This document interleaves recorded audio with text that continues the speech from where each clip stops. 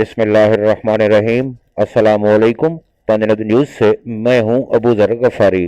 जो दिन गुजरते जा रहे हैं, यूक्रेन और रूस की जंग शिद्दत इख्तियार करती जा रही है। बेलारूस के सदर ने एक बार फिर एटमी जंग शुरू होने का खदशा जाहिर करते हुए कहा है कि दुनिया के तमाम सियासी और फौजी तनाज़ात में अमरीका मुलव्वस है। अलेक्जेंडर लुकाशेंको ने अपने एक बयान में कहा कि दुनिया में होने वाली हालिया तमाम जंगों में अमरीका का हाथ है। उन्होंने जंगों के पसे पर्दा अमरीकी अहदाफ के बारे में खबरदार करते हुए कहा कि अगर ये सूरत हाल जारी रही तो एटमी जंग को बईद अज इम्कान करार नहीं दिया जा सकता।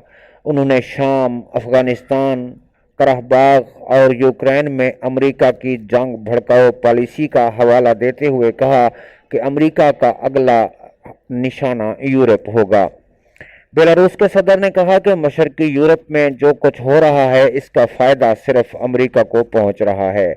उन्होंने कहा कि दुनिया भर के सियासी तनाज़ात में अमरीका मुलव्वस है और हम समझते हैं कि दुनिया अपना तवाज़ुन खो चुकी है और तबाही के दहाने पर पहुंच चुकी है। काबिल ज़िक्र है कि साइंसी जरीदे नेचर फूड में शाये होने वाली एक तहकीकी रिपोर्ट के मुताबिक आलमी एटमी जंग की सूरत में दुनिया में 5 अरब लोग कहत और भूख की वजह से हलाक हो जाएंगे। इधर क्रेमलिन के तर्जमान ने रूस की जानिब से मुमकिन एटमी हमले की बाइडन के दावे पर सख्त रद्द अमल का इजहार किया है। रूसी ऐवान सदर के तर्जमान दिमित्री पेस्कोव ने अमरीकी सदर के इस दावे पर रद्द अमल जाहिर किया है कि जिसमें जो बाइडन ने दावा किया था कि रूस मुमकिन तौर पर यूक्रेन में टैक्टिकल एटमी हथियार इस्तेमाल कर सकता है। दिमित्री पेस्कोव ने अमरीकी सदर का जवाब देते हुए कहा कि मॉस्को अपनी कौमी सलामती के असूलों के ऐन मुताबिक ही एटमी हथियार इस्तेमाल करेगा। क्रेमलिन के तर्जमान ने अमरीकी सदर को मुखातिब करके कहा कि हर चीज़ के बारे में रूस की स्ट्रेटेजिक पॉलिसी में बताया जा चुका है और आप जाकर इसे पढ़ लें। जो बाइडन ने अपने हालिया इंटरव्यू में दावा किया था कि अगर रूस ने टैक्टिकल एटमी हथियारों का इस्तेमाल किया तो यूक्रेन की जंग का मंजर इस तरह बदलेगा कि जिसका मुशाहिदा दूसरी जंग अजीम के बाद कभी न किया हो। अमरीकी साइंसदान के फेडरेशन ने दावा किया है कि रूस के पास 5,977 एटमी वारहेड मौजूद हैं। यूक्रेन के सदर ने कहा है कि रूस के साथ जंग के खात्मे की बात करने का वक्त अभी नहीं आया है। यूक्रेन के सदर व्लादिमीर ज़ेलेंस्की ने रॉयटर्स खबर रसां इदारे को इंटरव्यू देते हुए कहा है कि जंग के महाज पर यूक्रेनी अफवाज की मुतअद्दिद कामयाबियों के बावजूद इस जंग के खात्मे के बारे में बात करने का वक्त अभी नहीं आया। उन्होंने कहा कि रूस के साथ जंग के खात्मे के आसार दिखाई नहीं दे रहे हैं। ज़ेलेंस्की ने यह भी दावा किया कि 7 महीने से जारी रूस के साथ जंग का जल्द खात्मा गैर मुल्की हथियारों की फौरी तरसील से वाबस्ता है। दूसरी जानिब ज़ेलेंस्की ने कहा कि मॉस्को को इस सूरत में अमोनिया बरामद करने की इजाज़त दी जाएगी कि रूस यूक्रेनी जंगी कैदियों को हमारे हवाले कर दे।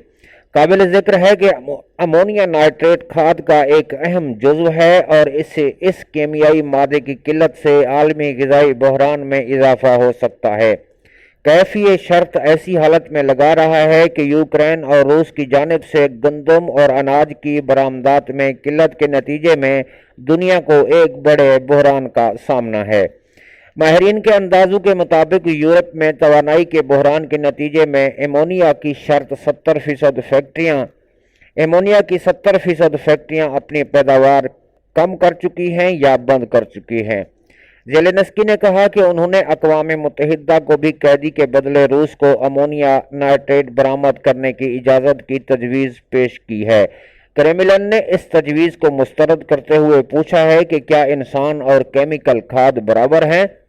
अक़वाम मुत्तहिदा ने केमियावी खाद बनाने वाली रूसी कंपनी ओराल चेम को तजवीज़ दी है कि वो अपने एमोनिया को पाइपलाइन के ज़रिए यूक्रेन की सरहद पर मुंतकिल करे, जहां से अमरीकी कंपनी ट्रामो इसे खरीद सके।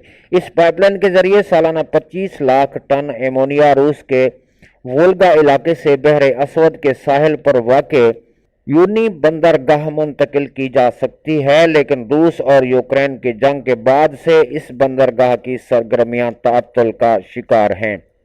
ناظرین، کوئی سمجھ نہیں آ رہی کل کیا ہوگا، جنگ کیا شکل اختیار کرے گی، اس کا کسی کو بھی کوئی اندازہ نہیں ہے۔ اسی کے ساتھ ہی ابو ذر غفاری کو اجازت دیجیے، اپنا خیال رکھیے گا۔ اللہ حافظ۔ افواج پاکستان زندہ باد، پاکستان پائندہ باد۔